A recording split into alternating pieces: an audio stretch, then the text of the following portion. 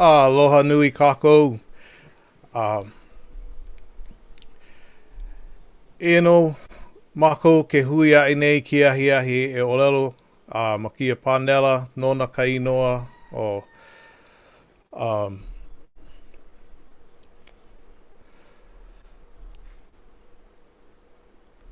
our language is our ea o ke ea o ke Kanaka he ʻŌlelo. No lila. Wehea e no wau kia papahana me kahi oli, no lila ke oli nei wau.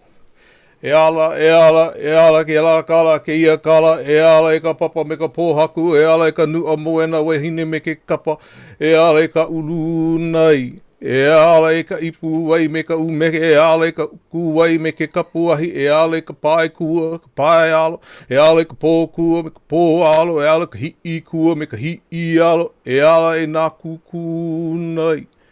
E ala e ka aho me ke aho kere, e ala e ka lohe lau, e ala e ka ilio me ka nage nage, e ala e ka kua i olo me ke kauhu, e ala e ka loha kua me ka loha alo, e ala e ka pili me ka hako, e ala e kaupōku, e ka u, e ka la, e ka pohu, e ka malino, e ka makani, wai gahe, wai puna wai, wai ola kane alai. E ala e ka ohu kolo mai iuga, ohu kolo mai kai kane, kai wahine, kai pupule, kai hehena, kai ulala, kai amakua, kai nuu, kai ea, kai po'i, kai maua, kai pili ai hue. Ua puni hoi nā moku i ke kai.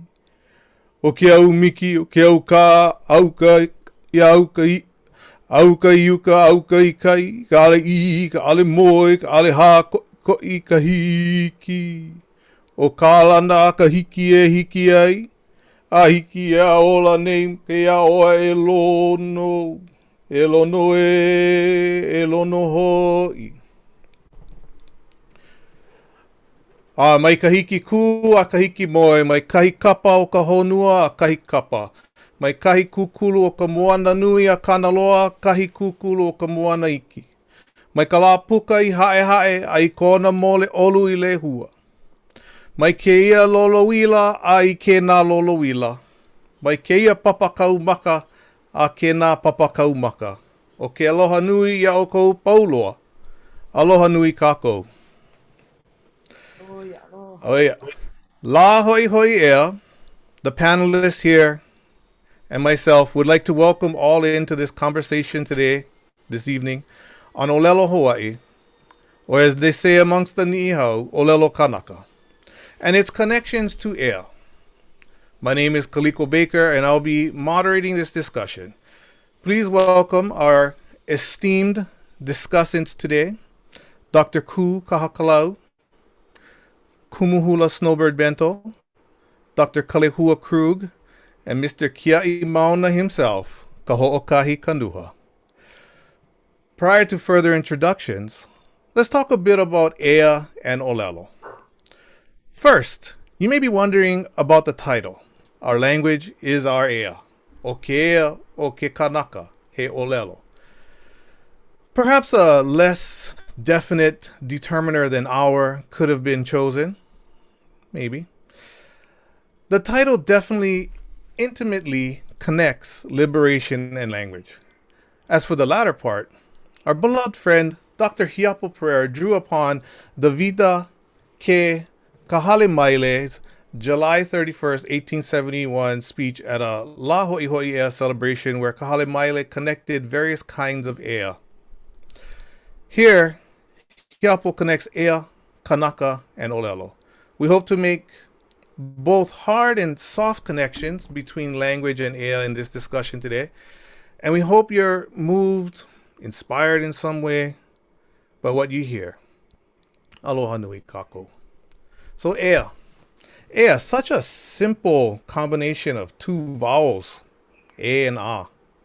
Yet this combination packs much meaning for our lahui. Ea is the term we use for life, air. It's also sovereignty. Lately, we're hearing terms such as liberation being used to describe ea. Lā Hoʻihoʻi Ea is a celebration of our ea as Kanaka Maoli of this pai aina. Lā Hoʻihoʻi Ea is constantly looking at ways to expand its celebration of ea throughout the lahui. For example, last in this year's Malo Monologues, Nahua Ea, and the many other programs in Papahana that Lā Hoʻihoʻi Ea has going on this month. So how does ea connect to language? I would actually flip that question and ask, how does ea not connect to language? At the macro level, language is one of the most salient indexes of identity of people. At a more micro level, language informs an individual of who they are. Embedded in language are cultural ideologies, proverbial sayings, nuanced expressions, lexical categorization, grammaticization of particular kinds of contexts, so on and so forth. So now that we've sort of set the kahua here of what we're going to be talking about, that is language and ea, let's get to know our hoa kuka or discussants. Let's begin with getting to know them by hearing a little bit about their personal ʻŌlelo Kanaka journeys. E ai mai ke ʻoluʻolu, e kuʻu mau makamaka, e nā hoa kuka, e maha o iki aʻe mako. So in a couple of minutes, briefly that is, what were your personal ʻŌlelo Hawaii journeys? Why do you speak Hawaiian? Why do you continue till today? I'd like to, for us to begin with Dr. Kahakalau.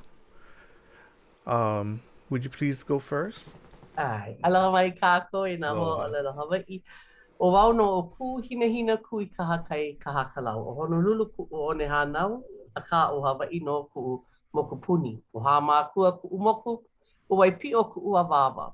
O I lawi ku wailele a o ku naka ku ka Hawaii. Aloha mai kako. My grandfather was pure Hawaiian and a native speaker. And just like everybody else in his generation, my father could barely say anything. He knew some songs, he could say kuli kuli ko waha, but that was pretty much it. My mother is pure German. And so since my dad was a jazz musician, we lived in Europe in my teenage years. And when I came home at age 19, it was crystal clear to me that if I was going to be Hawaiian and living in Hawaii, I had to know how to speak Hawaiian, because in Europe, nobody gets away with saying you're German if you don't speak German, or you're French if you don't speak French. So that was kind of my plan immediately. We were singing Hawaiian songs. Nobody knew what the heck we were singing in Germany. Even the Hawaiians had no idea. Oh, pua, I think that means flower, but that was it. So when I came home, that was my intent, except that they said the language was dead. Nobody was speaking it anymore.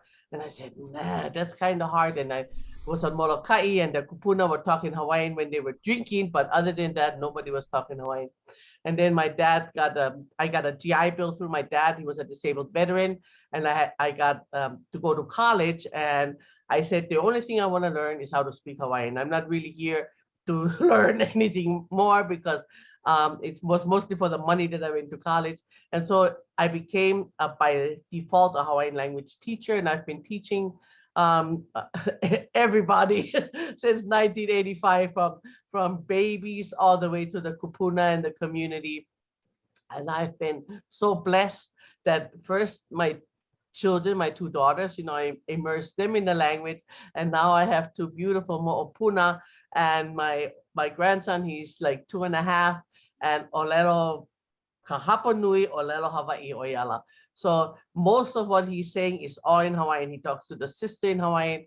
And I could not be more blessed and more happy, and I know my tutu man is blessed and is happy to see what has happened in a relatively short time, from this was 1979, told, you're stupid, you're wasting your time, you're never going to get a job, why the heck are you studying Hawaiian, kind of thing, to now my grandchildren, they're first bilingual, definitely, but their primary language, the language that they talk to me, is in Hawaiian. And so I just feel that, we've come so far, and it's been such a wonderful journey.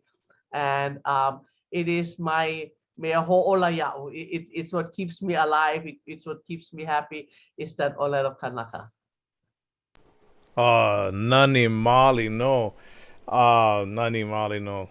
Mahalo ko ka'ana mai. Thanks for sharing your story. And I'd like to jump over to Kumu hula, Snowbird Bento, o'oi mai ko. Oia. Aloha ahi kako e nā hoa maka o nei a pai ai na o Hawaiʻi, a wauno o Snowbird, puanani o Pauakalani Bento, no paua mai au. Ke noho kapole maka ai na pula o hoi. Just hauʻoli hoi wau ke I manawa no ke I hui ana.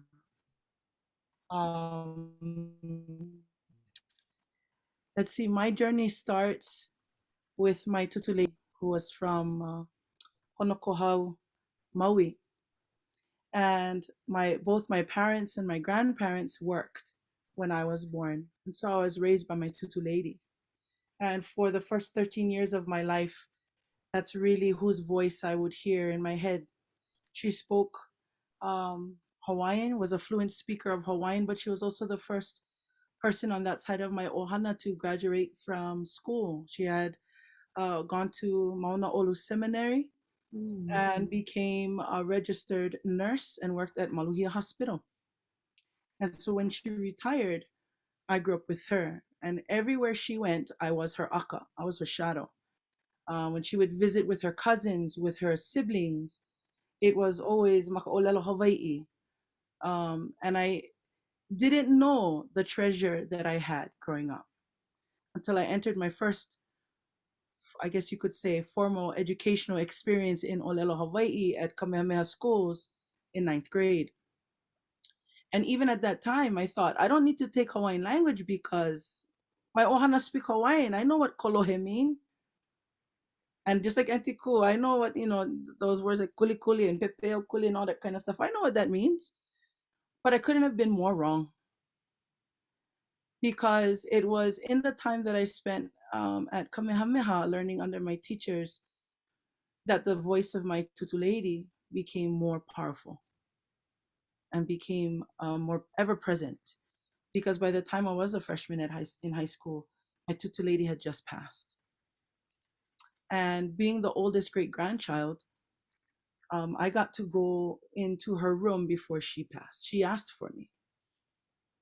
And it's from that experience and her breathing into me, her ha really, that started my journey into ʻŌlelo Hawaii and why I keep doing it. I may not be good at it all the time, but I will never not speak Hawaiian. And I will never not allow for my keiki hanauna and my mo'opuna hanauna to not speak it as well. And so that's pretty much where my journey begins. And it's also through the lens of my kumu hula and my mentors in hula who pushed ʻŌlelo Hawaii, who said, if you don't have the ʻŌlelo, you do not have the code, so to speak, to decode all of the mele and hula that came before you. How are you going to know if you don't know how to connect to them? And then the last thing that I would say that is extremely powerful, I remember one of my mentors saying, when you chant certain oli that generations of kumu hula have chanted before you, you are connecting to them immediately, speaking the same words and chanting the same words and putting the same kind of power and reverberation into the universe. So I would say that that's really where my ʻŌlelo journey began and why I continue to do it. Oh, mahalo nui. Oh, kupa naha. Ko olua mo ʻŌlelo. Amazing your stories, the two of you. Oh, mahalo nui. Okay, I just move on. Kalehua, Dr. Krug.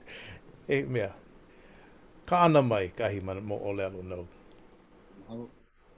Au hea e ko kiawe, au hea pua ku I ko ka hele rani. Ai ka ahihi pua ke kapalili nei I ka oni loʻihia o loko, a ka me ke loha nui no kou noho ana I mo o kou aloha nei.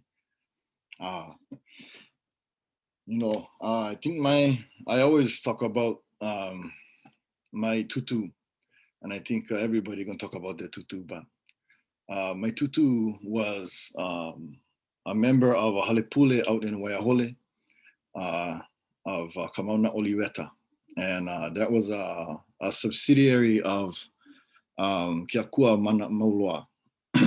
And in that halepule, there were a lot of things that went on that under the umbrella guise of Kalikiano, but I think we heard sermons in Hawaiian, we sang in Hawaiian, we prayed in Hawaiian. I got to see my tutu do things that I don't think we recognize now as Kalikiano, but I watched and got accustomed to a particular way of being. And so my grandmother was my caretaker. She was the one picking me up from school and play all the records when I try to take a nap and I can't sleep because I love Hawaiian music. And so that didn't work, it all backfired. But learning Hawaiian language, it's kind of started, being the,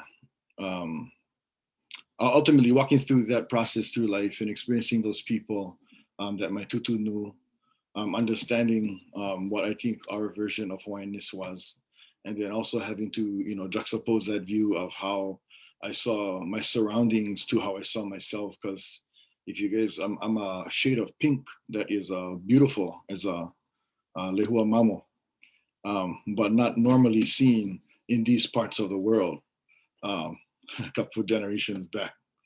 And so that journey through life, having to adjust to having a Hawaiian mother and a Caucasian father was difficult. Also, being the white one in the family, because my ohana comes from Pukoʻo Molokai, and it's about all the three lalani moʻokuʻauhau that I know. That's where we come from. Not too many other places in the Pai'aina, and so going through that process, Hawaiianness was important.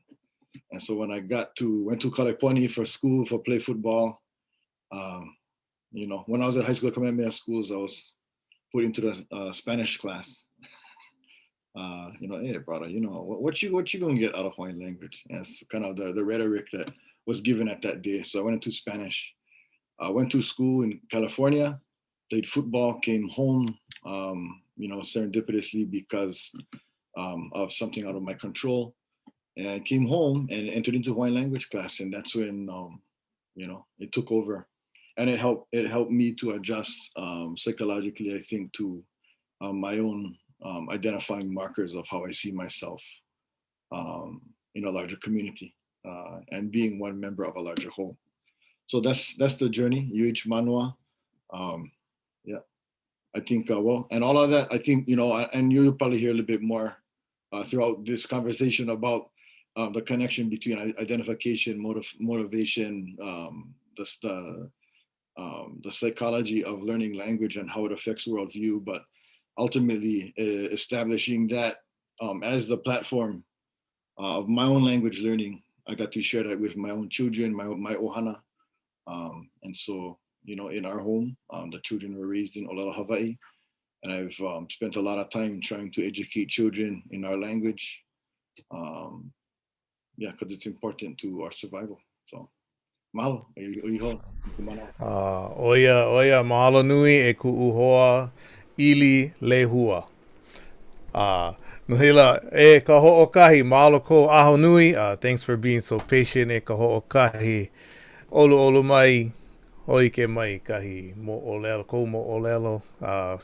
Tell us about your history in Hawaiian language and why you carry on till today. Yeah. Waipuna lau ke aloha kākou. Mahalo keia kono ana mai, keia kipa ana mai ia'u ia mākou ho'i. Keia noho pū ana me ka po'e kumu hano o keia panela. Nui ko'u mahalo pū ha'a keia kono ia. For me, you know, I'm the stereotypical L2, yeah. Punana leo, kulakaya puni. I never had the chance to even see my kupuna, maka'au'au, Hawaiʻi maoli, ko'u ohana. My papa, well, halaʻoia, he pau when my dad was only 13 years old. So that was lifetimes, yeah, even before me. So I never really had those, I never had those experiences, you know, to lohe, to hear as a kid, even, you know, even if it's just at the pa'ina, even if it's just around the va'a, I never got to hear that. But I heard of how others heard that. But luckily I was put into Punana Leo by my makua. I was part of the first class of the Punana Leo Kona. My family helped start it. They helped build the school. I remember being there. I remember the late nights. I remember eating smoked marlin on Fridays with the poi. I remember Mama Elena Alateves, no Maui, Tutu Keli Andrade, Konahema. Very short experiences with Mana Leo at Punana Leo. But how much do I really remember of that time? Yeah. And then Kulakaya Puni. And that's where I got my base of ʻŌlelo Hawaii. I always felt comfortable in it though. In the kula setting, as a keiki, I struggled outside of school. It was in this modern time, it was obvious to me I was different. Those differences came about hardcore on the soccer field and the football field at recess. You know, when our Kulakaya Puni was sitting at Kealakehe and Konawaina, and we'd have you know, be around the other DOE students that were in the English-speaking schools. Big differences. It was noticeable. Those settings are uncomfortable, but in Kula with Kanaka ʻŌlelo Hawaii, I always felt comfortable. I felt like I could thrive. And so I left Kaiapuni. I went to Kamehameha schools, 7th grade, Pukama Leila, and then I went to Manoa, Ho'omaumaka ʻŌlelo Hawaii, get the Palapala, and then I've been working at Punana Leo for, you know, 12, 13 years now, mostly in the Lumipapa for about 10 years or so, and now outside of it. So I've continued as best as I can to Malama, but what really motivates me, and you know, the feeling I have it is that I have about it is just I cannot think of really anything else in this world, you know, aside from the health and safety of my ohana, that I want more than to see our language live, thrive for real. I want to see our Lā Hui thrive for real. I want to see Ea Ku'oko'a for real. I cannot think of anything else I want more than that. And so, and I wanna be, although I fall short miserably every single day, I wanna be like my kupuna more than anything. I want to be like my kupuna. So I'm gonna, you know, like Snowbird said, I'm never gonna not ʻŌlelo Hawaii. I will always, and because I know that it's my kuleana. If you know the way I look at it, if I die, my keiki no ʻŌlelo, if I die, my mo'opuna no ʻŌlelo, I failed big time.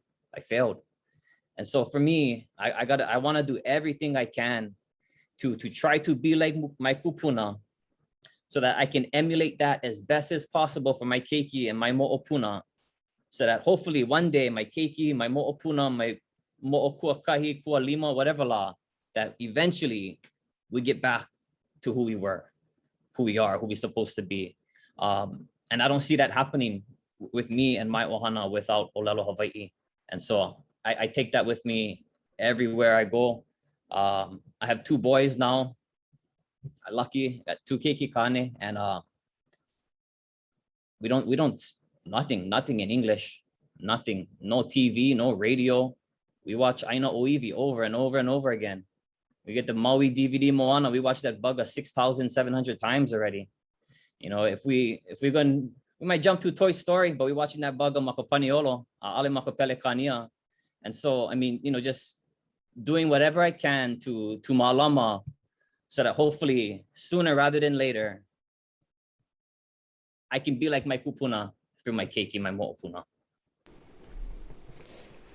Oh, pale kawai maka. And mahalo ka ko mo ʻŌlelo a hoi ki mai nei Kahoʻokahi. And I think you know, like we all want to be in Ku's situation with the mo'opuna coming over, you know, kauiluna o ka uha mo'olelo ana. Yeah, jump on top of the lap and you talking story with your mo'opuna.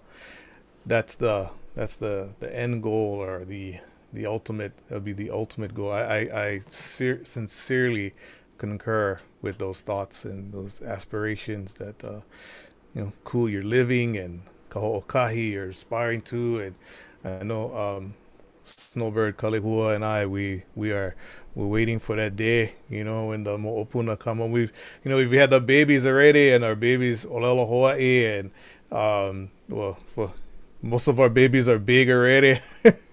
Yeah, they're grown, going to college and whatnot, and so and I really, I'd like to underscore what Kahoʻokahi just said, that that feeling of failure, if, you know, as speakers of ʻŌlelo Hawaii, that if our kids don't speak ʻŌlelo Hawaii, and you know, and the ultimate goal is, it's hard, I don't know how we do it, but you know, sort of trick them into thinking, into believing that, you know, perpetuating ʻŌlelo Hawaii is what gotta do. It's probably not tricking, it's just modeling properly for the child. And I'm, you know, for me, happy to say, you know, like, my son is watching those questions right now, and you know, my kids and I never had a conversation, or even much more than a few words or sentences in English their whole lives. Kapu kapi'ilina amako. We put a taboo of sorts upon our pilina. It's makolelo Hawaii, and I appreciate that sentiment. Sorry, I didn't share my story, but I figured I didn't want to make them about myself. I learned at Manoa. Is that enough? I was lucky I got a job as a teacher right when I graduated at Manoa. So been fortunate to get some degrees after that, and I have a job now at Manoa, teach Hawaiian. And like I think I could say ditto to much of the aspiring thoughts and reasons that were put forth by the other hoakuka mane'ine.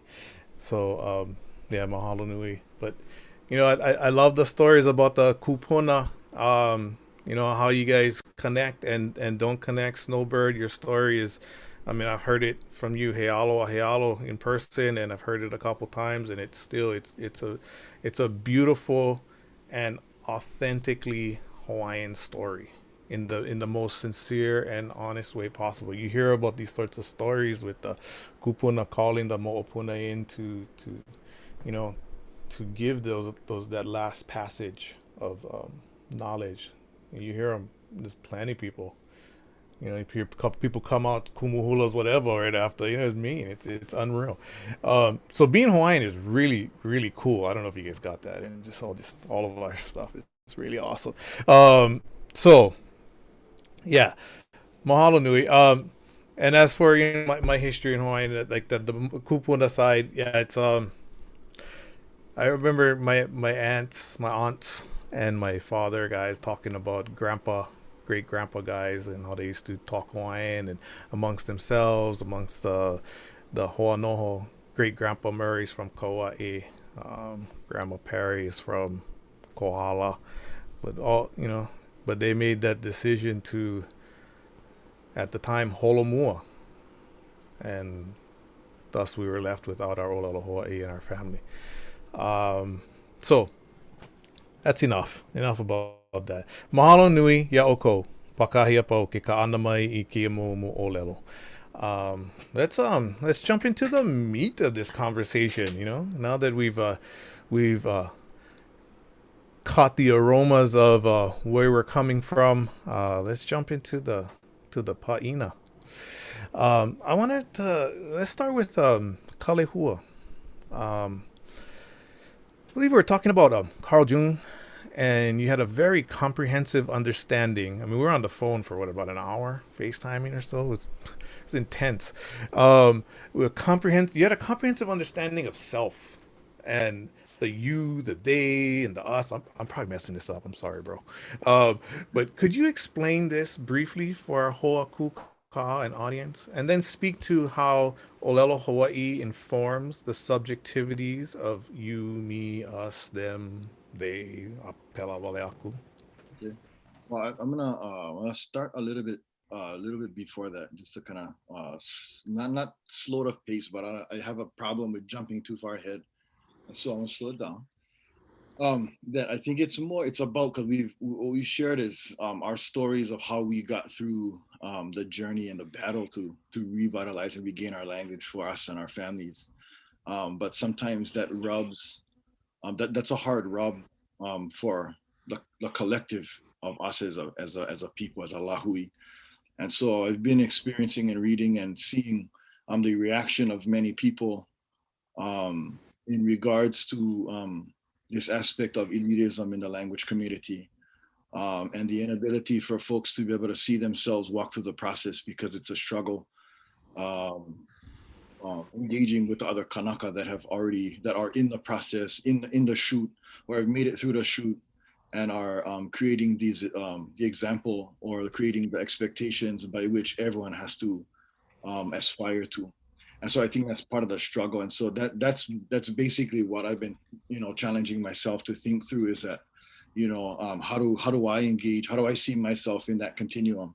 And then what are the bits and pieces of information that I have to kind of study through, and what I walk myself through to be able to engage in that. And I think part of that is psychological. Carl Jung.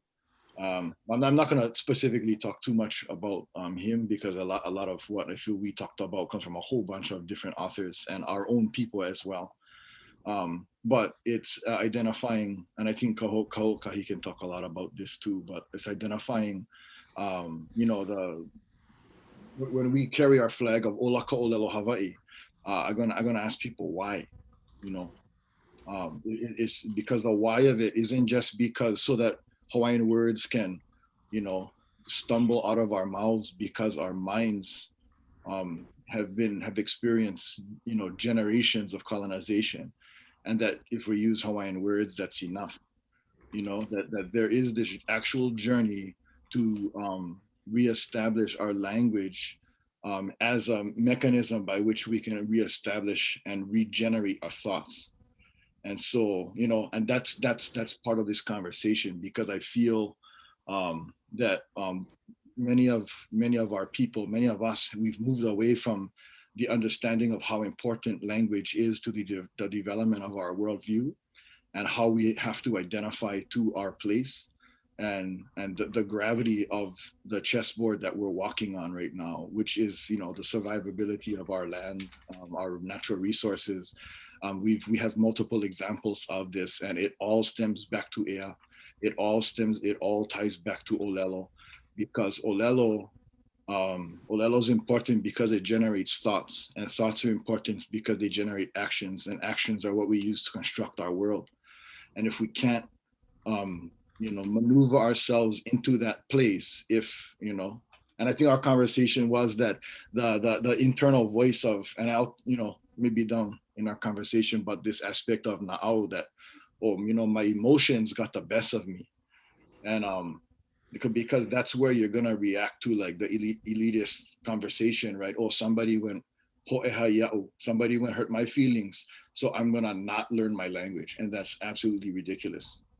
I mean, in the conversation, that's absolutely ridiculous, because our language is important to more than just our feelings, and so being able to walk through that conversation, and I'm not saying it to be overly critical of, you know, I really want this conversation to be authentic and genuine, and get to a place that, you know, people can heal, because that's what it's about, is being able to heal emotionally and psychologically, and then overcome that, you know, make sure that your na'au isn't, because it's, oh, listen to your na'au, and I go like, who listening to your na'au, because you have intellect too, you know, that the voices in your head or the voices in your gut, that's not necessarily you. That's an accumulation of your collective experiences over generations of colonial, again, experience.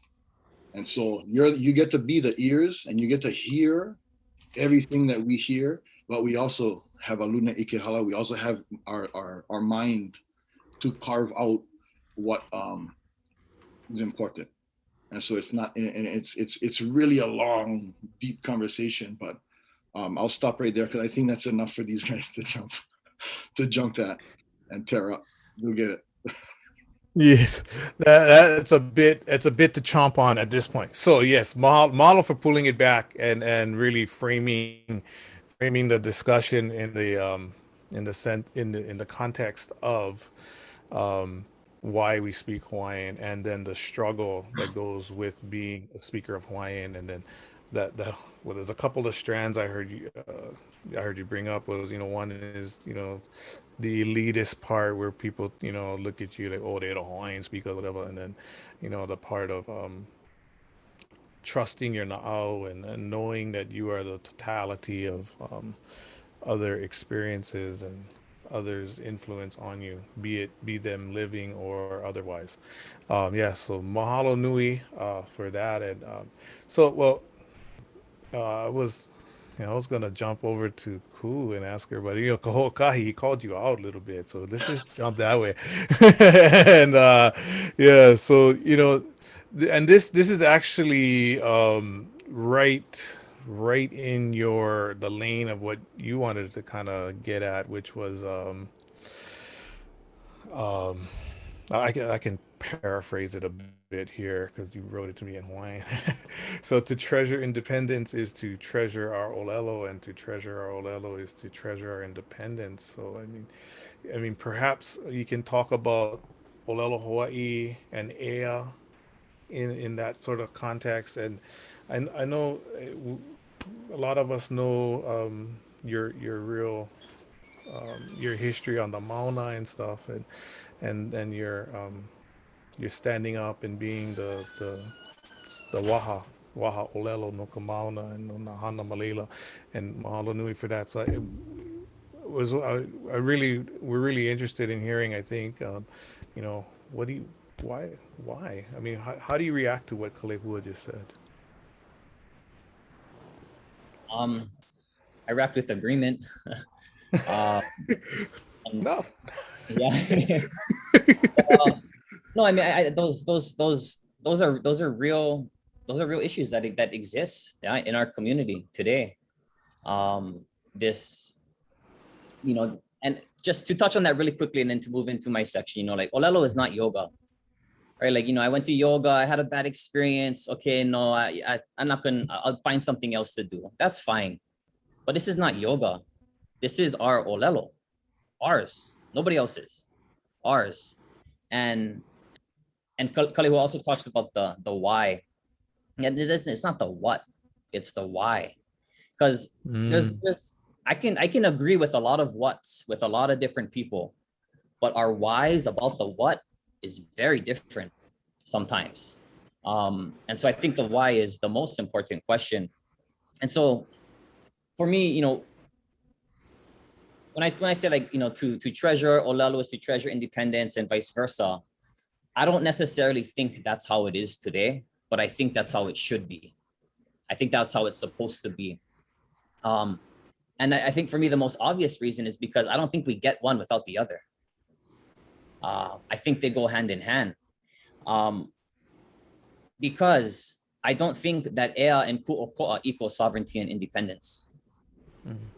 It's not the same thing, right? There are no Hawaiian words that mean the English thing, except perhaps for the new words that are created for English word things.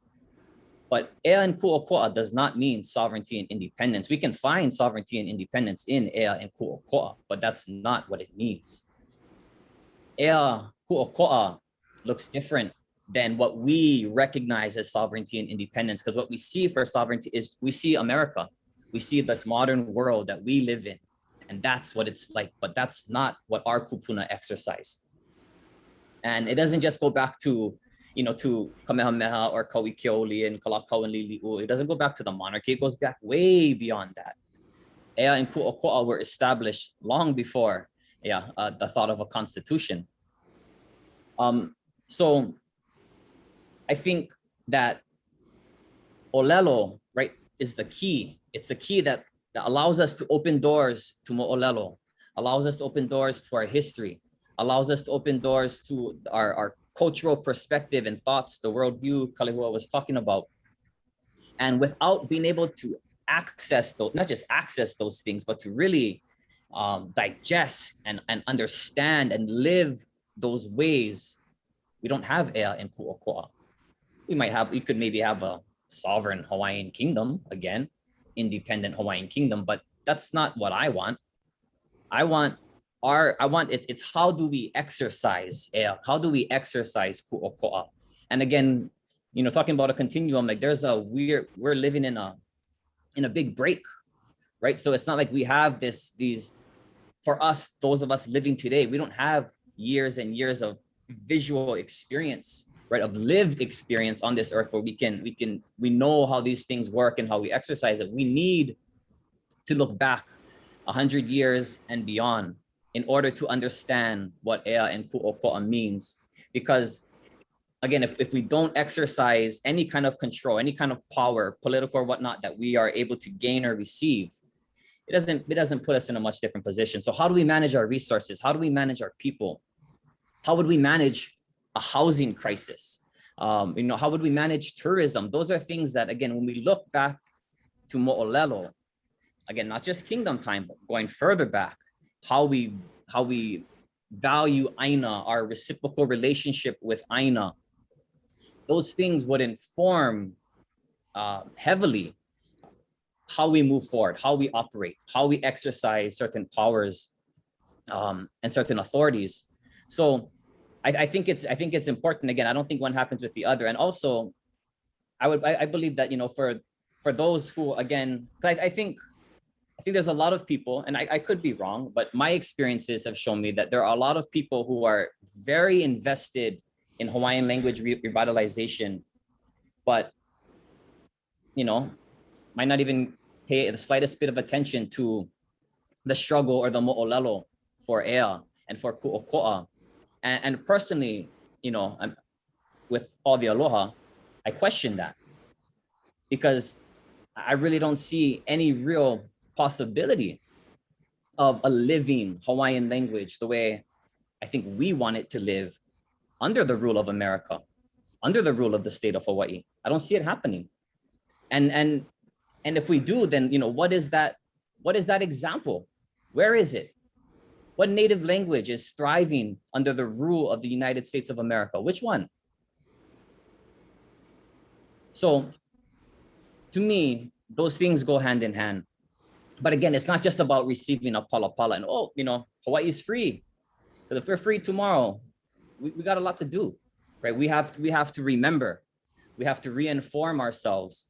And it's not our fault, right? It's not like we've purposely forgotten these things, but it's the result of, right, this colonization, occupation, right, domination. And so we need to, in order to restore all of those things, we cannot do that without an understanding of ʻŌlelo. So again, it's not about being able to speak the language, it's the why, right? What that allows us to do, what that allows us to understand. I think that's where its real value is. Nani, mahalo nui. Yeah, so let's Dr. Kahakalau, Kumu hula Snowbird Bento. Do we have any reactions to that or to what was said thus far?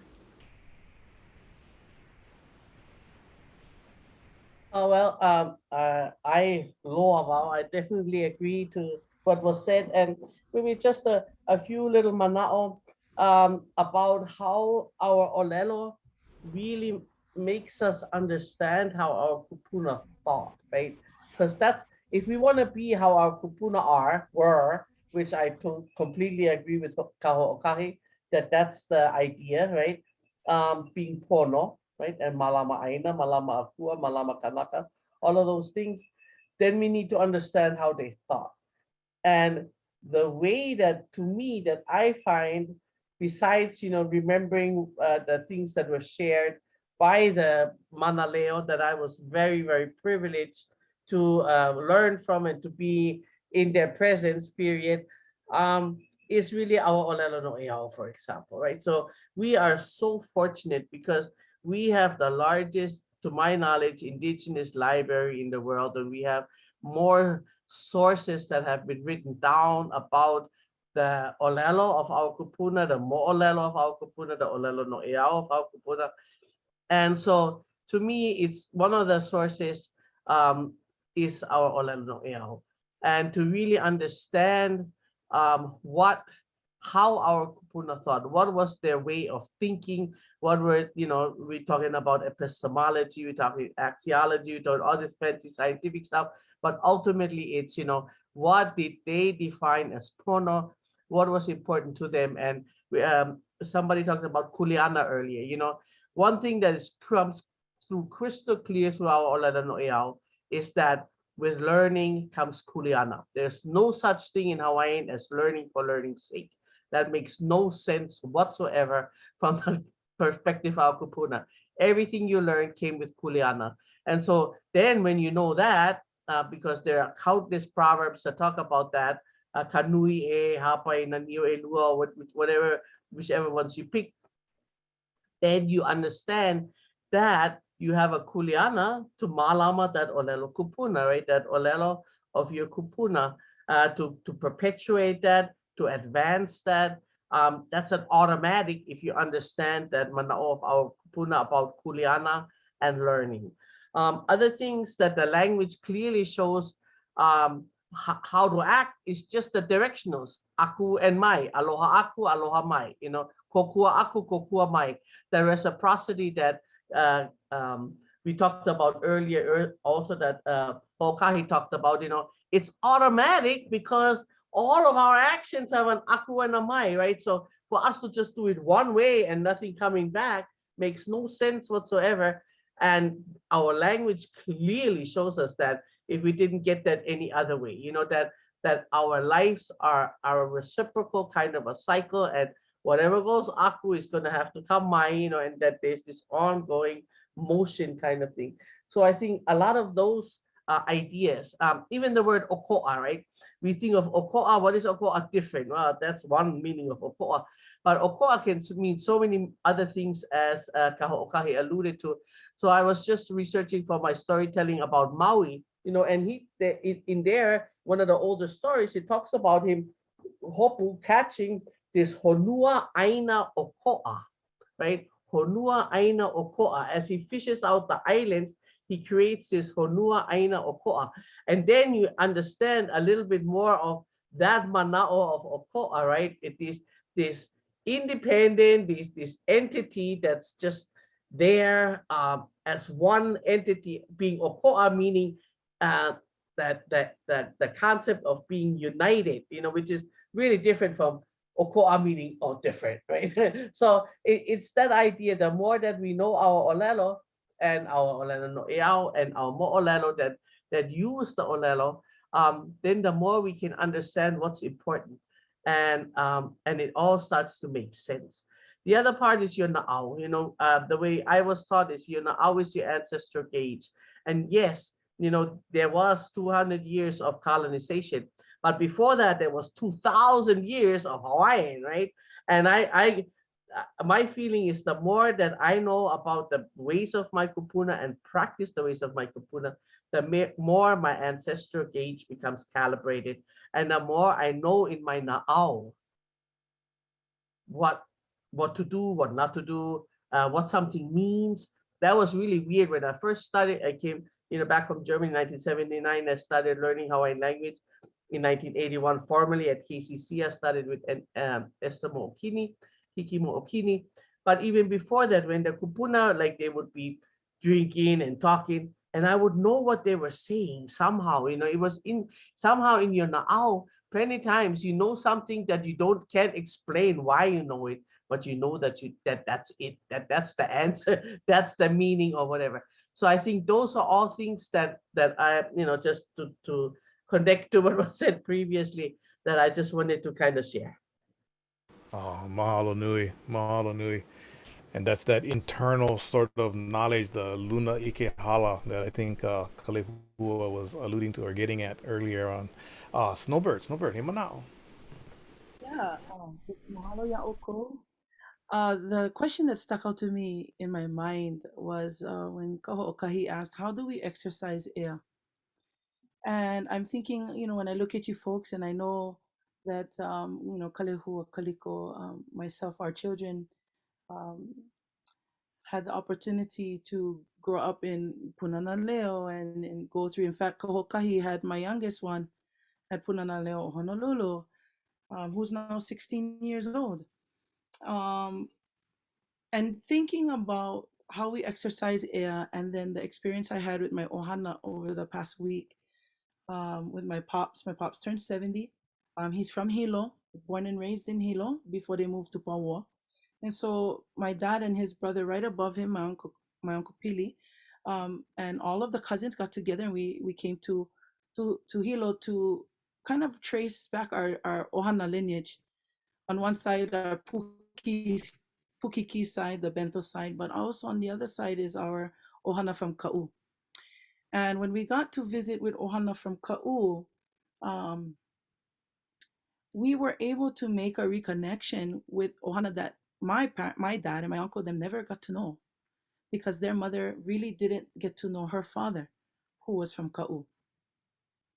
And something amazing happened. I did imo ʻŌlelo, but all in Hawaiian, to the ohana of Ka'u there. And then I sat and I did a ho'ue'ue to just talk about the loss of the connection, but also the reconnection. And following that, my brother, who he'll say he doesn't really speak Hawaiian, but he asks his kupuna to always help him so that he can know for himself in his na'au what's being said. And so after I completed that, he talked and he spoke to the family, and he said, "I'm speaking because I didn't learn Hawaiian the way my tita did. I don't feel that I speak Hawaiian the way that my tita does. But I went seek out my kupuna because we can. And ask them to put into our na'au, into our ancestral intuition, to understand and make sense of what's being said and what the feelings are that's coming." And it was phenomenal because a lot of my ohana doesn't speak Hawaiian. And so on one part, there may be this feeling of inferiority complex when people are speaking Hawaiian around them. Not because, and they hila, but it's not their fault. They didn't have that opportunity growing up because their words were taken from them through educational practice, right? And so when I think about how we exercise air, just in that experience alone, that's one. Reconnecting our ohana to the places and the people that they come from, and making sure that that kahua is pa'a. And then, of course, the other side of it for me is the hula.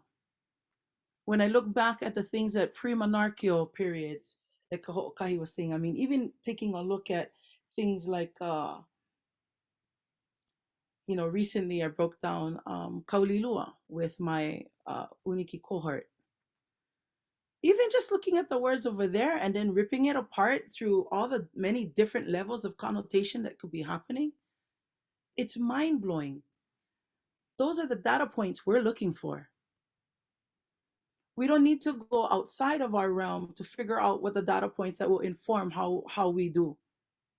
We have to look into our cultural practices, and we have to look into the words of the chants and the mele that were recorded, because we have this huge inventory of resource.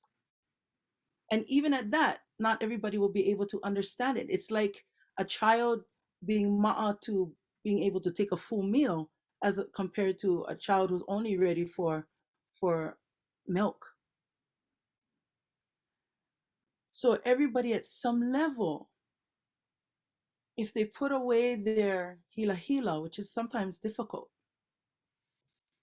that's the biggest obstacle. I cannot, therefore I'm not gonna try. I don't learn like that. I cannot sit in this class and learn the words and all this grammar going across. I don't get it. But some of them have the leo of their kupuna in their ears and in their na'au and on the cusp of their tongue. And so when that happens and they reconnect that na'au,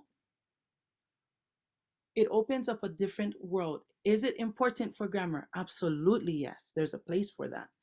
But there's also a place for you reconnecting to the ancestral DNA that is inherent in every single one of us. Whether we knew our kupuna alo a healo, or they come visit us in our dream, because we have that ability to connect to them. So that's what was going on in my head. Oh, nani mali no. Yeah, grammar is important, says the linguist in me. Yeah, but I mean, I'm sure as all the panelists will probably agree too, that sometimes words come off of our lips and we wonder where those come from, because they're very novel, at least to what we think is novel. But I think going back to the wailua of what our discussion has been in this segment it's this channeled sort of knowledge that we have within, and sort of like the ʻŌlelo Hawaii is somewhat of a portal to access that point, the data points, as Snowbird was talking about. I'm gonna volley it real Vicky mea. Kalehua, any mana'o coming off of this? Yeah, no, I think for me it's just, kind of circling back though, like, if we talk into the choir, then everything that we sing resonates. But if we talk into the majority of our people that aren't even on this, they're not even on this discussion, I think, for me, that's the harder question I continue to ask myself, is that, I know my brain's pulled to the psychology of the human first, because what I think Kahoʻokahi was, alluding to, especially talking about the inability of us to regain our language completely under America. I will also, maybe push back a little bit. America is in us, and how do we identify that and fight against it with just within ourselves? Because I think, and I bring up the word, and I'm not trying to. I'm really, these are the things that I push back on myself, is that the concept of na'au, I've, looked it up in a newspaper. How we go research something, I even look them up. And the way that we talk about them now, I don't see them, not in 1830s, not in 1840s, not in 1850s, I don't see them. So when I talk about na'au, to feel things in your na'au, or the responsibility of the kuleana of your na'au, and the other aspects of the human psychology that affect decision making, I can share that the na'au is, sometimes confused, and it has a responsibility to search and to ho'okolokolo.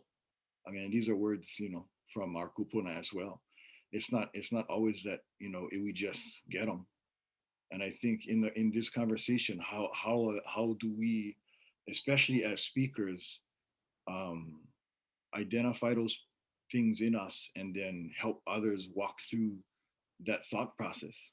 Or because our logic is not everyone else's logic, and our pathways are not everyone else's pathways, but our collective story to create collective change, to acquire collective ea, because I mean, that's always going to be, we can talk about ea as an individual.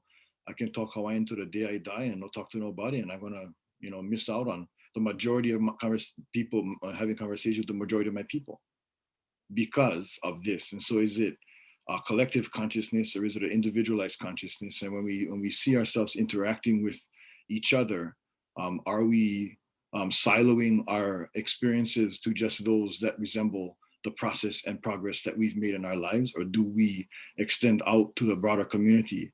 And how do we extend out to the broader community, utilizing the things that we've acquired through our experiences and help the majority?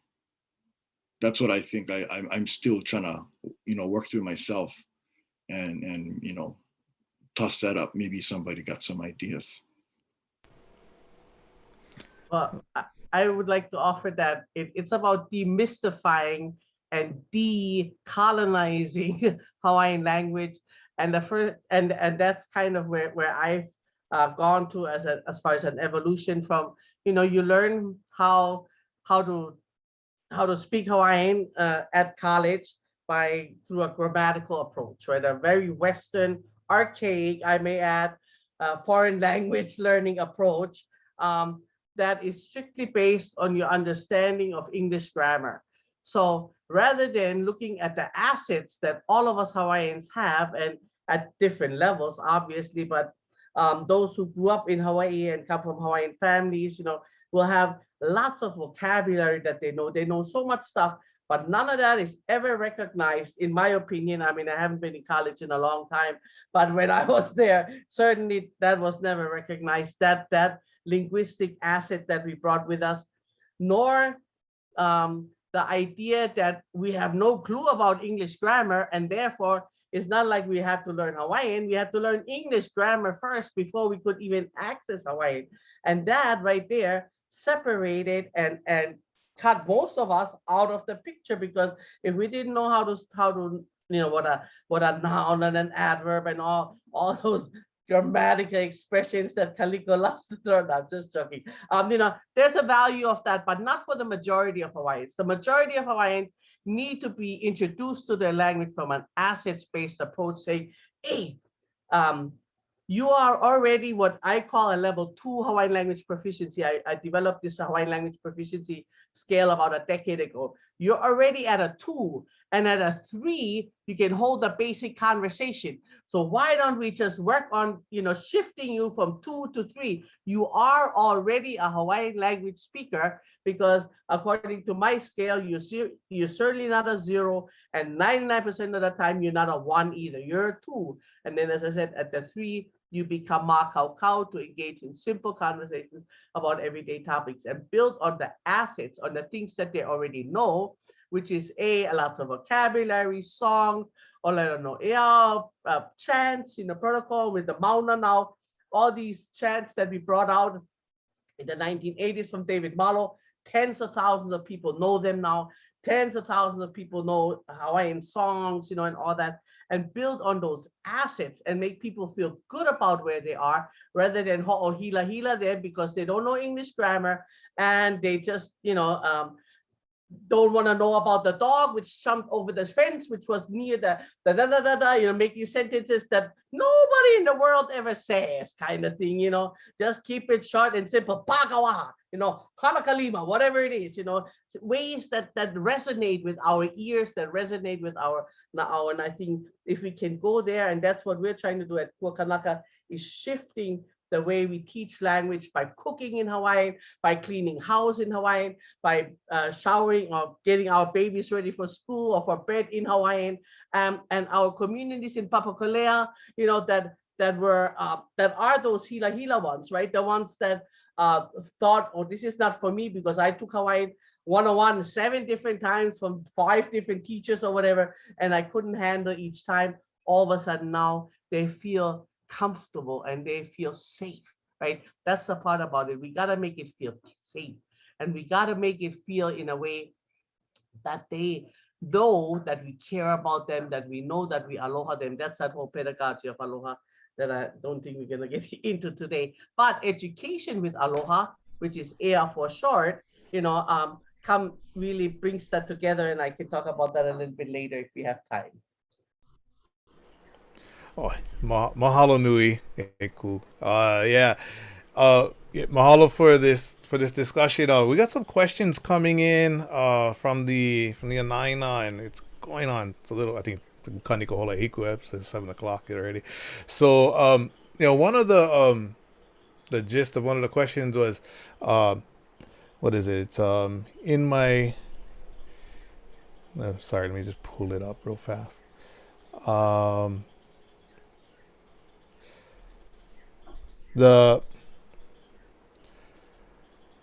I don't need to do all these sort of Hawaiian themed things such as dance and etc. to talk, speak Hawaiian and such, because Hawaiian is in my blood. So do we have any sort of comments on that, or mana'o around that? Like, it's just, is lava to be ethnically Hawaiian, have the mo'oku auhau?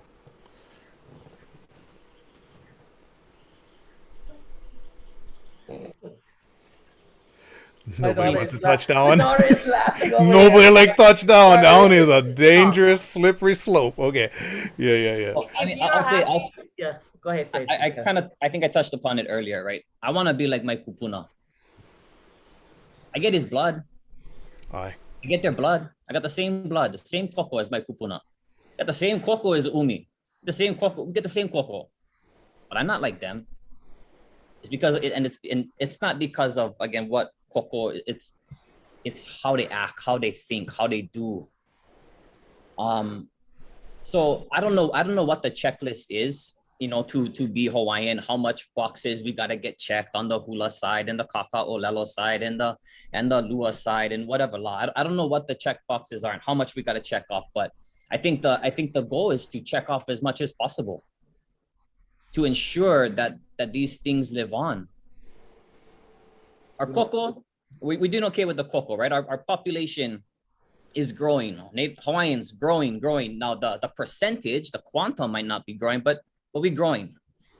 But what do we do, right? What unifies us? What brings us together? What are the things that, what are the things that I guess are representative of who we are? How do we celebrate? How do we have a family gathering? What kind of music are we listening to? What kind of conversations are we having? What kind of games do we play? Right. I mean, I think those are the what do we give at a birthday party? Are we gonna just give $50 checks for the rest of our life? Or are we gonna maybe start doing an ha'i ʻŌlelo as a makana? Are we gonna write a mele and a oli and hula for someone? Like those, I think those are the things that make, I don't want to say make Hawaiians Hawaiian, but those are some of the, I think, characteristics of Kanaka. We can count Koko as one of them, for sure, Hikino, but I just think there's so much more to that. There's so much more to that. I would have to agree. There's a lot more to identity. Yes. No, because I was gonna ask you, because I think in the moderation of this, we still not answering why. I mean, for myself, I'm not hearing them, and I think that's what people gotta understand why. Because why make one ha'i ʻŌlelo? Why not give $50 check? Why not be satiated with purchasing fish from Foodland or Tamura's or whatever? Why do all of these things? Because that's what I think the quote you read, that's what's saying. And what we're not saying is if we go down that road, everything make. If we all believe that our language dies, hula dies, everything dies, because it's in our blood. There's no physical manifestation of it. But what's the value of the physical manifestation? Very good point. Very good point. Hitting the why of this, and it goes back to what you were saying earlier as well, about Kahoʻokahi's point about the action of Ea as action, and it's just the whole being Kanaka is, yeah, koko, of course. But as you're saying, it's like we have to realize the value in things that present us as Kanaka, and these actions and the agency of being Kanaka, and those sorts of things. But I don't want to talk too much. I'd rather have you guys talk. So yeah, so the why. Anybody, any other? That's a very good mahalo nui e Kalehua for that, for redirecting us that way. So why? Snowbird. Yeah, I think at the top that my why is my opuna. Oh yeah. Now he's going to be 4, and my why is him. My why is him because I dreamt him before he was born. He showed himself to me, and I knew that my kaikumahine hanauna was Hawaii. I knew it. When she told the makua, all of us makua, okay, that's my why. He's my why because he represents the future of my family and the future of whatever legacy we leave. Because I do agree with what Kalehua said. If we go with the mana'o that to not have our language is enough, to not have our cultural practices is enough because it's in my koko, then we die. Mm-hmm. And so for me, very easily, does my keiki come with kuleana? Yeah, my mo'o does, because I got to be in the room when he was born, and I called his name the moment he went puka from his mama. And I called his name because I wanted everybody in that room to know who he was, but I wanted him to know that we were there with him, and that I will continue to be with him even when I'm physically no longer in this world. That he'll still hear our voices, that he'll know the things he knows because he had an opportunity to learn it. That's why I do what I do. Mm. Is also my haumana and hula, right? So that the teachers of my teachers don't die. And then we continue to innovate and build within that practice. That's the Oh yeah. Oh yeah. Mahalo nui.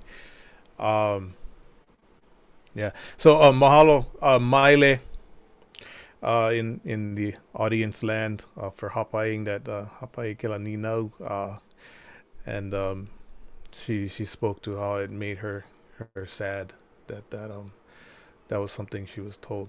So mahalo nui for sharing that with us. There's another comment question from Wainani. I'm not sure. Maybe she's on Facebook or something. But we were denied the nurturing way to learn the language. Language of love cannot be taught in institutional ways. Oh, above. She was talking about the model of Hana, I believe. I really mahalo communities like Hana, where ʻŌlelo is growing rapidly. I'm sorry. This is Amberline. She wrote this. But similar to Kalehua's point, how can we incorporate their model into other communities? So speaking of Hana as a kipuka of sorts, where Kanaka ways are thriving and ʻŌlelo is growing there. And I recall having conversations with you, Kalehua, about when you were at the helm of the Department of Education's Hawaiian immersion program or section, and you talk about how Hana they're looking like they're about to tip the scale a bit. So how do we, can we, I guess would be the first question, and how do we get about bringing that sort of kipuka state of being to other communities? Anyone?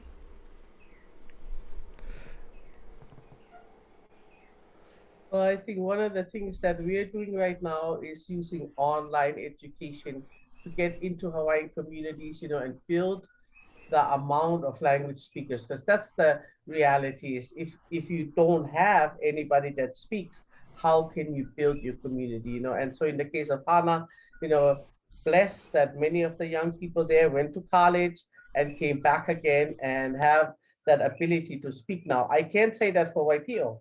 You know, I come from Waipio, Kukui Haile. We don't have any, you know, young people right now that are, except for my kids, you know, that are strong language speakers. So it's saying, oh, well, the idea is great, but you have to have not a critical mass yet, but certainly a pool. And so to grow that pool, I think right now, to do the kind of online education, as I said, that is safe, that is full of aloha, that builds on assets rather than deficits, that doesn't use a grammatical approach, that's hands-on, that uses everyday activities like cooking and mahi'ai and lawai'a and whatever it is, to learn the language through that makahana ka'ike kind of concept. I think that's one way for us to get people to be more comfortable, you know, to encourage them to study their ʻŌlelo no ʻeao, you know, and it's download. If you can download something like ʻŌlelo no ʻeao for $19.95 on your phone, you know, there's no excuse why people shouldn't be looking at that every single day and increasing not just their ike ʻŌlelo no ʻeao, but really their ike kupuna through these ʻŌlelo no ʻeao. And those of us who were around, you know, when the last generation of native speakers was still around, they use this ʻŌlelo no ʻeao all the time. So to me, that's like, you know, those are the kind of things that people can do already in their families, right? To work hands-on or learn hands-on how to use the language.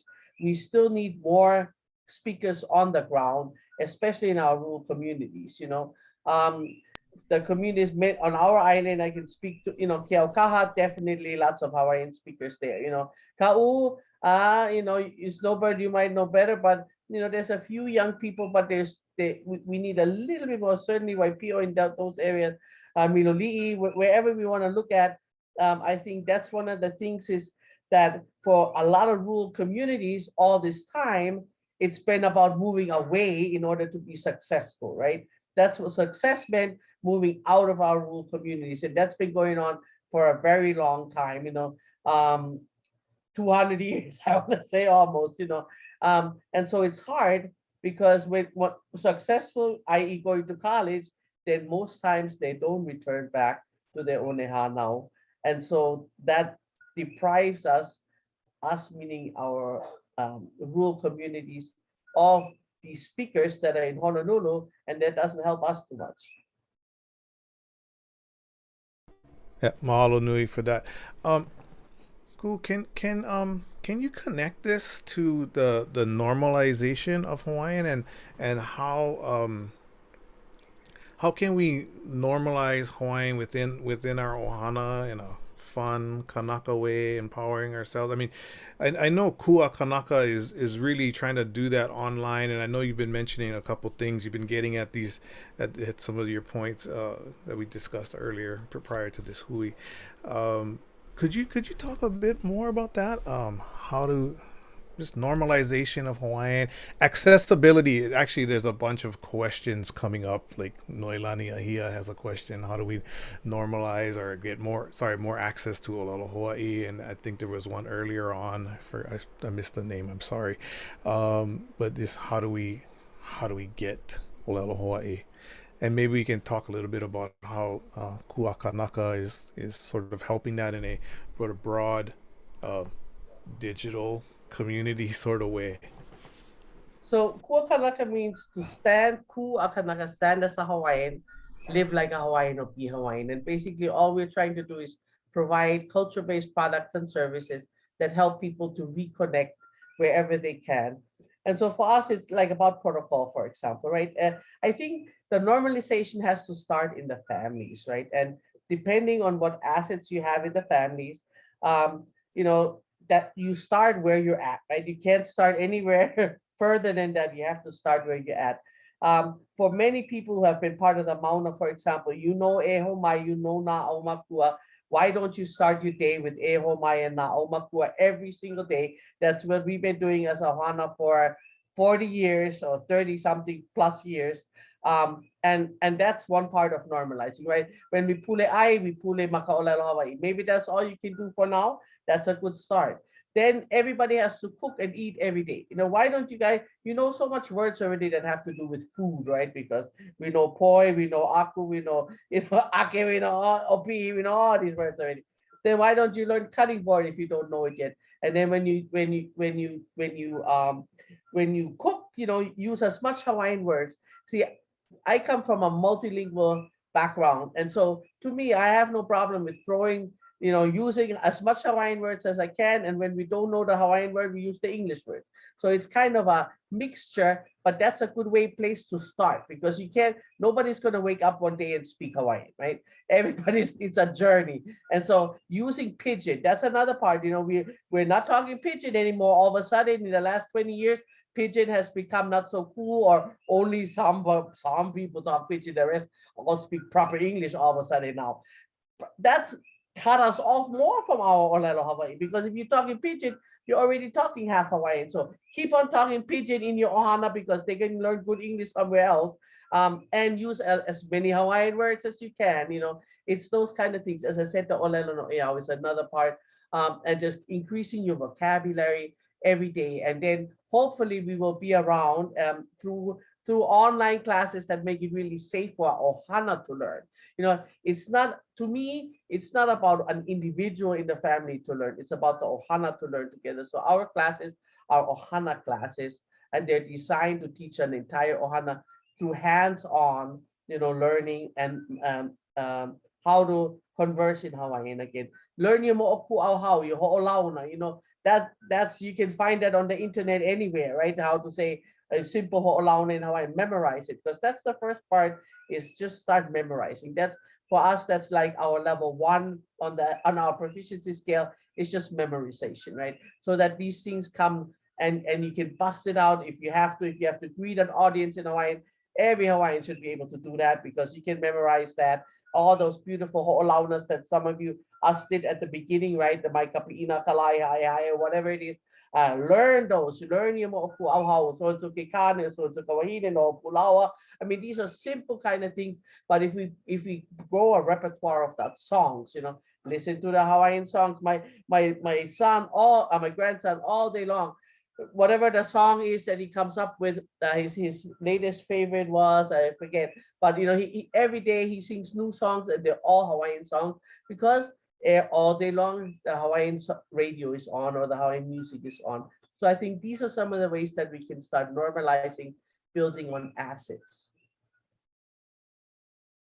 Mahalo nui, mahalo nui. Before we move forward anymore, I'd like to talk maybe a little bit more, if anybody has, after this though, if anybody has any mana'o on where our viewers can maybe go and take a class or sit in with somebody who speaks some sort of learning situation, if they know of anything online or otherwise. But Noelani Ahia brought up earlier, when we were talking about the Koko is enough segment. She says, I think it's important to validate people's identity as a Kanaka Maoli, regardless if they speak ʻŌlelo, and then continue to encourage and create spaces for folks to learn, no matter how slowly or how long it takes. There's so much trauma around it, and if we can address this, there's more space to connect with Ike Kupuna and learn and push through the struggle. I think that's a beautiful way, and I think it sort of summarizes where we're getting at. Yes, Koko is, yeah, he mea nui ke la, yes, and we just gotta deal with, and I think Kalehua was really getting at this, and the trauma, as Noelani writes here, the trauma of just being a speaker of Hawaiian today, and that's part of it, right? There's all these sorts of issues around it. So mahalo nui for that mana'o. And for those who are out there watching, listening in and such, if you guys want to hapai ni now, can, and then we'll try to get to them if can. as time allows. And yeah, okay. And Can I jump in, bro, and just talk to yes, please. what Noelani was saying. Because I think that's the crux of the conversation. I think that I mean, I've been a few panels, and every time we're just talking about, oh, we need more programming, and I'm not sure that's the only. I mean, it's probably an issue, but I don't think it's the number one issue. I think it's trauma, and not being able to carry the message throughout your family, because I think that's even before you have a speaker in your family.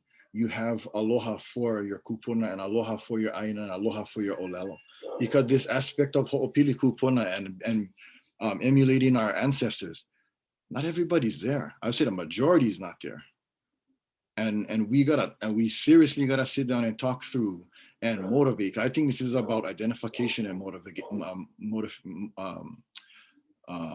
motivating people to get to that space. And so by being able to share more about the value, because for me, I'll just tell you, I'm pushing against this question of why.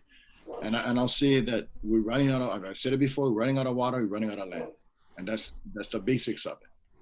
Our aina is in detriment, big time. And that's a survivability thing for our ecosystem. We can talk about our kupuna up and down the street, but what about the kupuna that fly, and the kupuna that swim, and the kupuna that velo in the ocean waves? Because they're dying too. And if we cannot see that the importance of learning our language and learning our culture is the survivability of our ecosystem and ourselves. Ultimately, this is humanity. If we can learn our language and give them to our keiki, and then, oh, right on, I did my job. But if I never teach them that they have to continue on and talk about the pain and talk about the trauma and help more than just our own, and help more than just, because we gotta go hold hand, we gotta go cry, we gotta go sit down and talk, we gotta hug, because this is huge, and I don't think we're talking about it enough. To get through the thing. That's what's going to get you to class. And then you can talk about onomana's programming. Because I'm going to say the majority of our people not even in the ballpark to guru class, even if had. Aye. Yeah. And I believe earlier you were talking about preaching to the choir, and if we're all like-minded people and we understand the importance of these things and the connectivity between something, I mean, dare I call it small, like speaking Hawaiian, and understanding that worldview and how it connects to environment and the things that we need, so that there will be a Hawaii that at least we know today and that we've heard of before, left for our mo'opuna someday, and our mamo coming thereafter. There's a lot of trauma involved in the issue of being Kanaka. There's a lot of trauma, a lot of ways to work out. So yeah, mahalo nui e Noelani for bringing that up, and that could be its own panel. Oh my gosh, that'd be a whole semester or year or dissertation, or lots of talk story and ava bowls. Just to try to wrap our heads around that. But yeah, mahalo nui for that. I know we're getting a little bit of OT right now. OT. We're in the fourth and fifth rounds of this match. Ke aloha pau ole ahuna, I believe from Hilo. He writes in, are we limited to just traditional practices to identify as Kanaka? To have those physical manifestations of what is Kanaka? Or can we also innovate traditional knowledge and practices to create new traditions, lole, a'ahu, enehana, etc., that allows these traditional practices to stay relevant, for lack of a better word? That is I mean, maopopo kanina, I know, but bringing creativity into being Kanaka, presenting Kanaka. Manao? Oh, Kupuna have been innovators, and we continue to innovate. You know, hula was not the same from year 0 to year 1778, right? There was, and since then it's been continuously evolving, and so has everything else Hawaiian. So I think definitely yes, new things are important. This is the 21st century Hawaiians, right? So we started Ea Ecoversity, education with aloha, but also meaning sovereignty, because we want to prepare them to be educated 21st century Hawaiians ready to be the leaders in an independent Hawaii, sovereign Hawaii, whatever that means, you know. And that's who we are, that's who we're growing, right? We're not growing 18th century, 19th century Hawaiians, we're growing 21st century Hawaiians. So the answer is yes. I agree.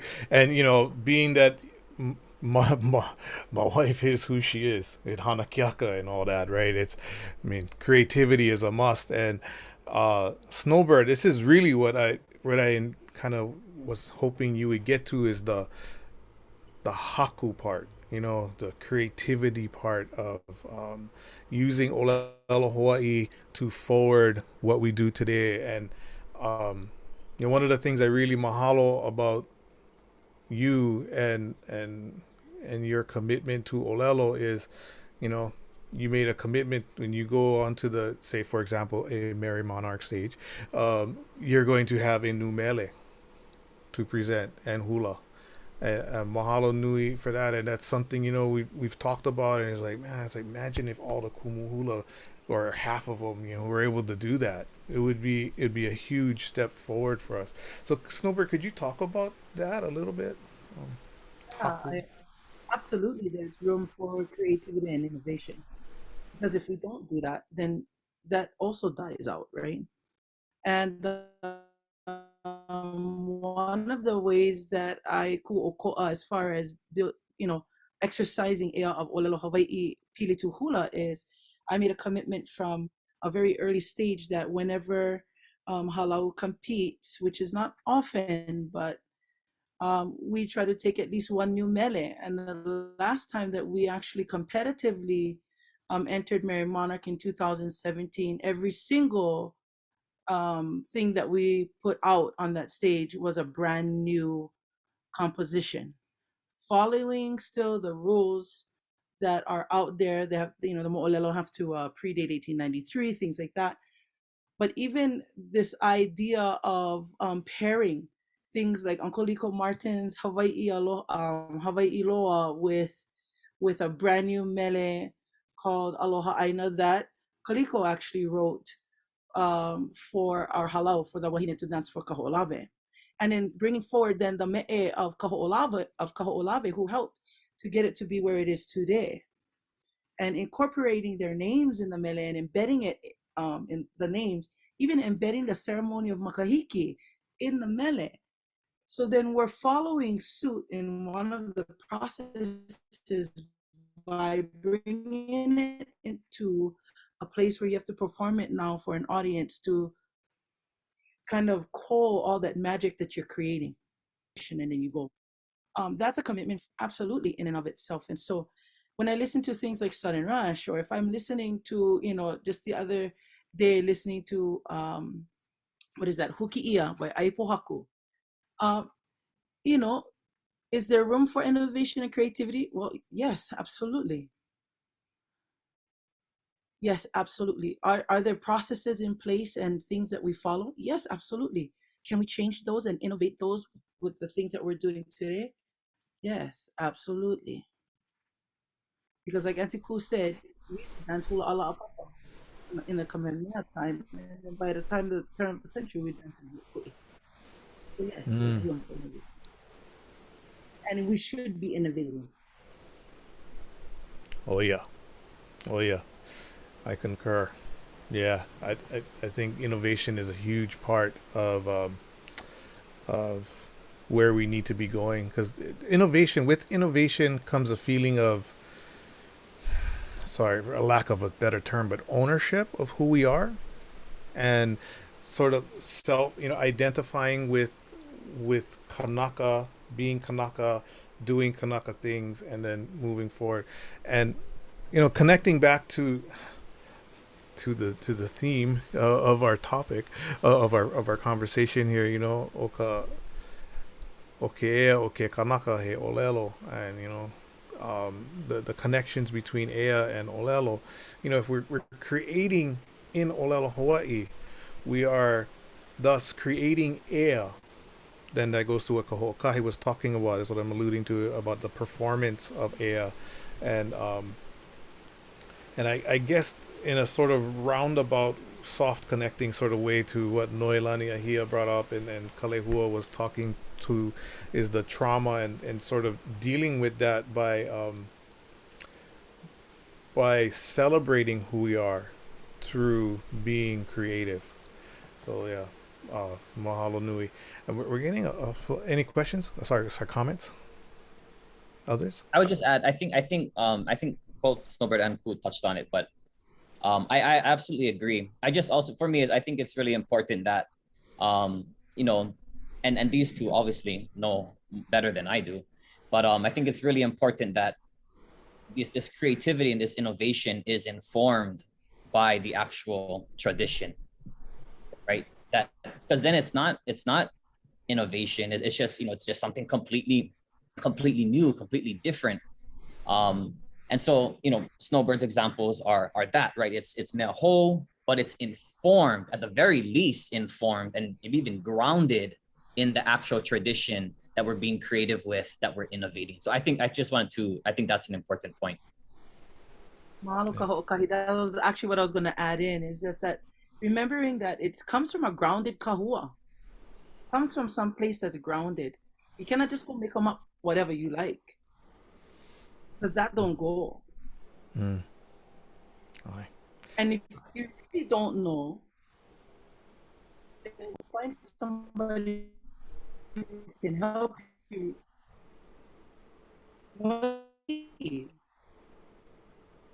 You know, because that's important. Yeah, it comes from a kahua. Mahalo for bringing that up, Kaho'okahi. Aye, having a kahua. And yes, evolution. Kalehua put up in the chat. Evolution it's critical to evolve.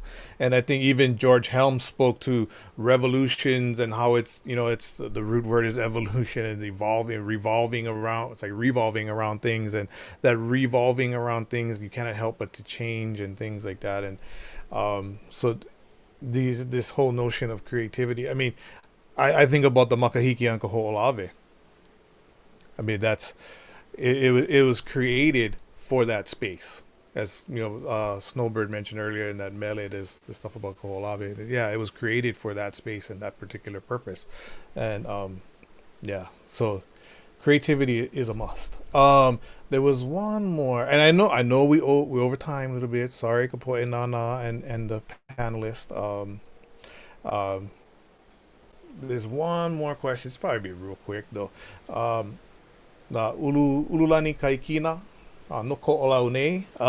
Any thoughts about legitimizing ʻŌlelo Hawaii in the workforce beyond educational positions? Don't get me wrong; those are great and amazing efforts, and I utilize them myself, respectively. But is it enough? As a keiki kaiapuni, to me, it's a start. But how can we expand more into the workforce? Anybody got any mana'o on that?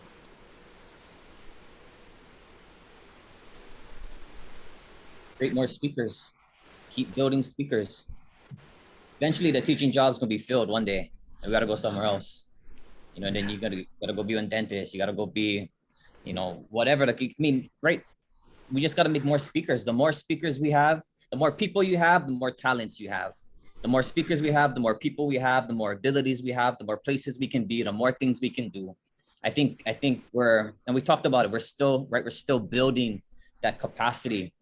Or building the human resources, but we don't, you know, I don't think we get those things right without the numbers. We just got to keep building speakers, keep creating them.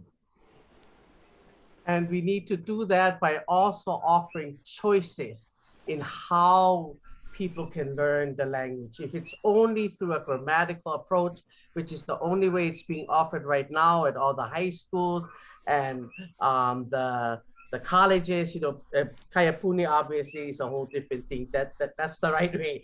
But other than that, if your parents don't enroll you in Punanaleo or Kayapuni, does that mean you're screwed? I mean, it shouldn't be, right? It shouldn't be. There should be other ways to learn hands-on, with the same philosophy of makahana kaike, and not only have to know English grammar in order to learn Hawaiian language. So I think we really got to be more innovative. We have to have more support, i.e. funding from institutions and including a university for what I would call preferred ways of learning Hawaiian language, rather than the established ways of learning Hawaiian language. Oh yeah. Yeah, I think that those are very good points to where the more speakers you have, the more likely we'll be able to build industry in ʻŌlelo Hawaii. And then, to carry that through to actually creating more spaces where people can learn and sort of act on these urges to learn ʻŌlelo Hawaii. It's critical, but I think it comes down to having a greater mass of people, as Kahoʻokahi said. You get a greater mass of people speaking ʻŌlelo Hawaii, and then before you know, you're going to get somebody come up with this creative sort of learning how to speak Hawaiian kind of methodology where it doesn't necessarily involve grammar or a classroom. It's just like what Ku is talking to. And but I don't know that we would have to expect those who are doing the teaching now to just change and go that way. I mean, we probably be looking all the kind of ways, but burnout is real. If we want to think about things like that, it's getting flustered and overwhelmed with the hana is real when you're in such a small group of people that has a lot of demand on it. It's really tough. Well, I mean, we know. Yes, go. No. I was going to say, because we're talking about quantity. And I Quantities, think, yes. But realistically, quantity takes time. And so the thing we get control of right now, if we're going to pull them back to Ea, is we have quality at our grasp right now. And so the quality of our engagement in the workplace is that, we gotta come, tomorrow when you guys go work, whatever words use them. Tomorrow, tomorrow, tonight when you kiss baby before she goes sleep, say, aloha moi. Use whatever you get, because we have things that we don't use, and that's a quality issue. Because we scared or we shame or hila whatever, but you want to put them in the workplace, put them. We all have words we can say tomorrow, say right now. And sometimes we just don't. And I would say that's that first stage, because I was going to go back to the psychology of guilt and doubt and all of that. That's all psychology. Aye. To build more speakers. What is their kuleana? When we have more people, what we telling them they gotta do. We're encouraging, inspiring them to do. Aye. And that's really the struggle is real. That's what's going in my head. The struggle is real. So so when we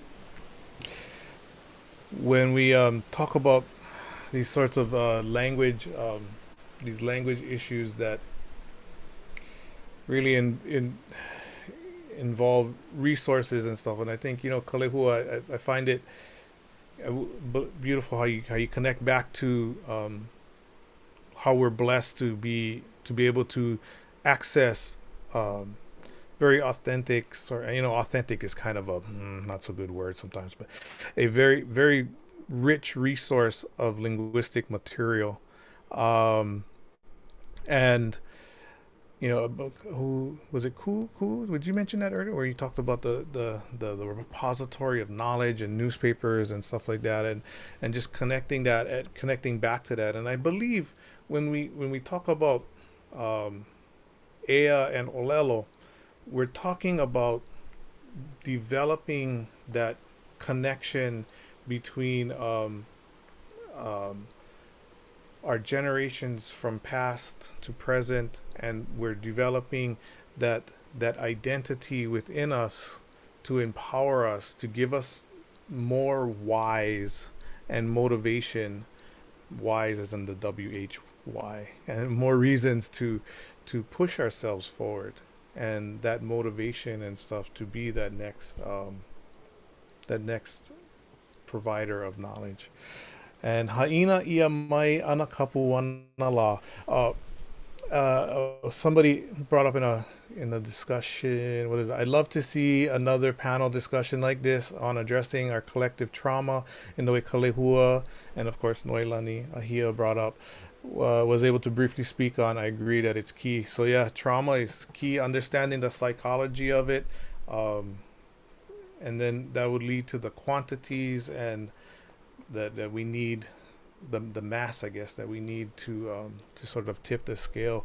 And I just thinking about the quantity part, thinking about my experience with our Maori cousins down south, and how when you think about industry and these kids, I mean, kids probably 25, 30-year-olds by now, but whatever, but these younger generations, they're really sort of flipping the script on what industry looks like. And Maori is just like, there are Maori speaking jobs, and there are jobs where you just have to have a grip on Maori to be good at it. I mean, of course the television industry is one, but there are other sort of aspects in other industries where they're really going into, and you can really see how language revitalization, and coupled with the revitalization of identity with Maori, and really standing up and being Maori. I mean, they're standing up so bad. I mean, we're probably seeing on social media and places where they're getting pushback now. You know, stop shoving all this Maori down my throat or whatever, all those sorts of things. And you know, and that's hey, great. I wish we were kind of at the level where we're getting that pushback. We're stuff that we push back harder. So with that, I believe we're at like 49. Okay, 7. We are 20 minutes over. And I from my kahopo o ku'u mea ku'u kino, my na'au, make wau e hapai ku'u mahalo I mua o ko a waiho ku'uleo mahalo e hoa kuka o kia hiahi, me na mana'o a o kou I no'o nui ai, I hapai ai, I ka ana ai ho'i I mua o ka lehu I nana minei, e nana ana I ke kahila. Me o kou ke aloha, me o kou ka velina, me o kou ka ano ai o kia hiahi. No leila, ke aloha punei no wau ia o kou, me ko mahalo piha, me ka lana o ko mana'o e hui hoa e kako kuka hou ma ke kahi wā. And for the audience who joined us, I like to give our deepest thank you, mahalo for tuning in, and mahalo for those who put up questions, and for those who put up questions and we didn't get to them for whatever reason, I apologize for that. And I believe Kaipu put up in the chat my email, so you could you guys can contact me or Baker. Baker@hawaii.edu is perfectly fine. Mahalo anui a o kou pakahi a pau, kia hui ana o kapo. So thanks for joining us, and panelists, friends, colleagues, mahalo nui, and mahalo for answering the call. And for those who wanted to be on this panel and couldn't, sorry, kalamai, we'll do them one more time, some other time. Okay, with that, me oko ke aloha, Ahui hou. Aloha nui. Aloha nui, ahui ho. Oh, yeah. Aloha.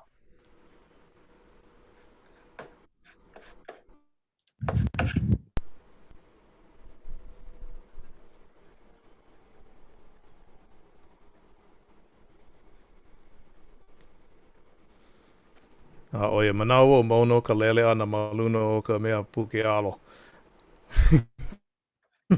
Ai aliki ke hoku. Ono o mea le e mai a hana.